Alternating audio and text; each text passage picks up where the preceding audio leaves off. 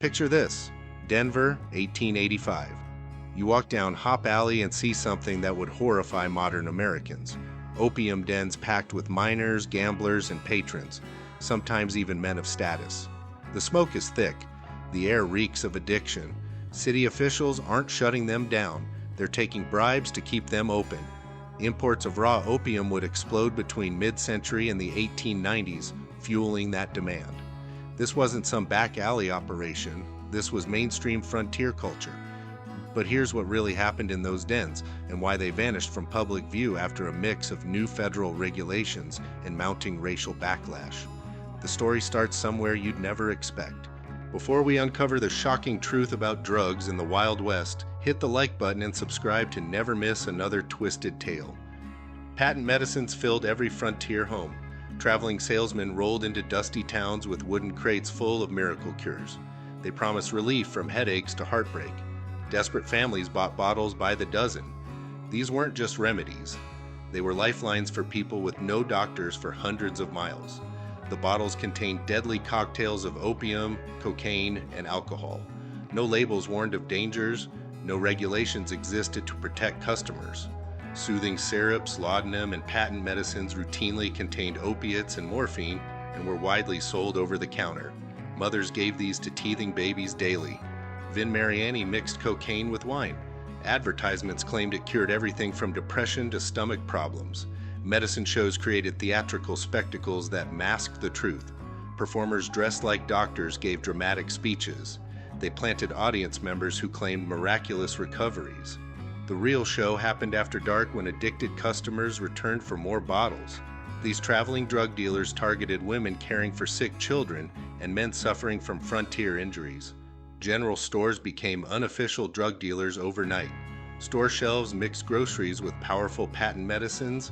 Labels were minimal and regulations weak, which let dangerous combinations circulate freely. Customers bought laudanum like they bought sugar. Towns saw mysterious deaths spike as addiction rates climbed. Families lost entire fortunes buying more and more bottles. Opium dissolved in alcohol and morphine were medically accepted and widely used for many conditions in the 19th century, which explains why ordinary people trusted these products. Women became addicted without knowing why they craved their daily medicine. Entire families collapsed into dependency. Men abandoned work to chase their next dose. Children died from overdoses while parents thought they were providing medicine. But patent medicines were just the beginning.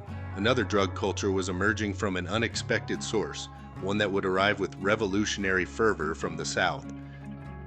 Contemporary accounts, folk songs, and later history suggest Pancho Villa's troops marched into battle with more than rifles. Marijuana was reportedly common among Villa's forces and other Mexican fighters, with some reports indicating a large portion used it at times. Folk traditions claim his soldiers believed the plant gave them courage before battles. This cannabis-fueled culture was about to change the West forever. Cannabis arrived in the frontier through two paths: legitimate medicine and Mexican revolutionary culture. Cannabis was prescribed for pain and insomnia. Pharmacies sold cannabis alongside aspirin. Meanwhile, a hidden subculture of cannabis cowboys was emerging across the borderlands. Villa embodied this cannabis-fueled rebellion perfectly. His revolutionary army crossed into New Mexico territory regularly. They brought their smoking habits with them. American cowboys watched Mexican soldiers roll cigarettes with strange green leaves. The effects amazed them. Pain disappeared after brutal days in the saddle. Sleep came easier after smoking sessions around campfires. Mexican laborers carried marijuana culture into mining camps. Silver mines in Colorado employed hundreds of Mexican workers. They smoked cannabis after 12-hour shifts underground. American miners joined these smoking circles. The plant helped them forget dangerous working conditions. Word spread quickly through mining communities about this miracle herb. Cattle ranches across Texas welcomed Mexican cowboys. These expert horsemen brought cannabis seeds north. They planted marijuana alongside vegetables in ranch gardens. Wealthy ranchers discovered the plant's benefits during roundups. Cannabis helped them endure weeks of sleeping on hard ground. Even ranch owners started requesting their own supplies. Hash parlors and hash curiosities appeared in several frontier cities and ports, mostly in more cosmopolitan eastern and western hubs. These businesses operated alongside saloons and gambling halls. City officials collected taxes from cannabis parlor owners just like other entertainment venues. But while cannabis faced growing suspicion, another drug culture operated with shocking openness and official protection. Opium dens weren't just Chinese immigrant hideaways.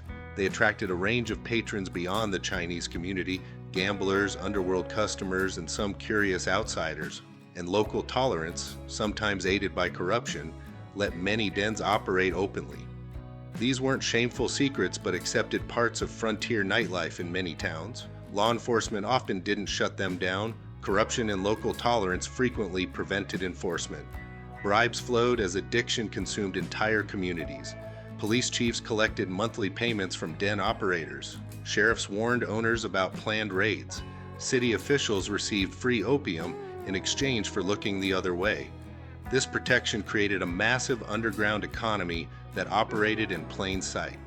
Denver's Chinatown housed multiple major opium dens by 1880. Each establishment featured rows of wooden bunks with silk pillows. Attendants helped customers prepare their pipes with practiced efficiency. The smell of burning opium mixed with incense filled dimly lit rooms. Smokers reclined on couches, cradling long-stem pipes in the carefully cultivated atmosphere of warm euphoria. The numbers tell the shocking story. Imports surged from roughly 24,000 pounds in 1840 to over 400,000 pounds by the 1870s, feeding the dens across America. Opium dens spread beyond major cities into smaller mining towns and railroad outposts. Virginia City's mining wealth funded elaborate dens. Portland's waterfront establishments catered to sailors and dock workers.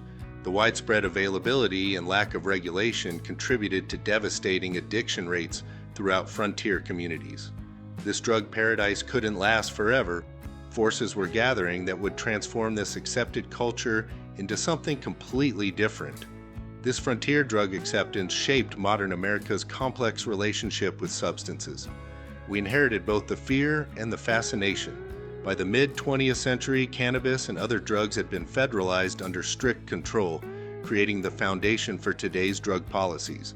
The same government that once taxed opium parlors later launched the war on drugs. Much of the Old West was messier and medically experimental than the pictures we grew up with. Which frontier drug fact surprised you most?